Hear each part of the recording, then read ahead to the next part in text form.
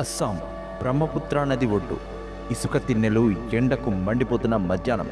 నీళ్లలో ఉండాల్సిన పాములు ఇసుక మీద పడి నిశ్శబ్దంగా చనిపోతున్నాయి. ఆ దృశ్యం చూసి 16 ఏళ్ల ఒక అబ్బాయి మాట్లాడలేదు, కేక పెట్టలేదు. కేవలం ఒక నిర్ణయం తీసుకున్నాడు. అతడి పేరు జాదవ్ పయోంగ్.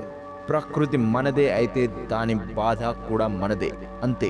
ఆ రోజు అతడి చేతిలో డబ్బు లేదు, పదవి లేదు, అధికారం లేదు. కానీ చేతిలో ఒక మొక్క ఉంది. మొదటి రోజు ఒక మొక్క, రెండో రోజు ఇంకో మొక్క. ఎవరు చూడలేదు, ఎవరు నమ్మలేదు. అక్కడి గ్రామస్తులు ఇలా అన్నారు: ఇసుకలో చెట్టు పెరుగుతుందా? అతడు చెట్లను నాటడం మాత్రం మానలేదు.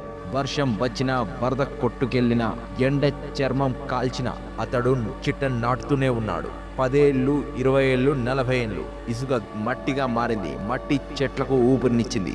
చెట్లు ఆకాశాన్ని తాకాయి. ఈ రోజు అక్కడ పులి నడుస్తుంది, ఏనుగు తిరుగుతుంది, ఖడ్గమృగం నిశ్శబ్దంగా నిలుస్తుంది. అది అడవి. 1360 ఎకరాల అడవి. ఆ ఫారెస్ట్ పేరు మొలాయ్ ఫారెస్ట్. అది ప్రభుత్వం ఇచ్చిన పేరు కాదు, విదేశాలు పెట్టిన పేరు కాదు. ఒక భారతీయుడు తన శ్రమతో సంపాదించుకున్న పేరు. అవును, ప్రపంచం ఆలస్యంగా గుర్తించింది, అవార్డు వచ్చాయి.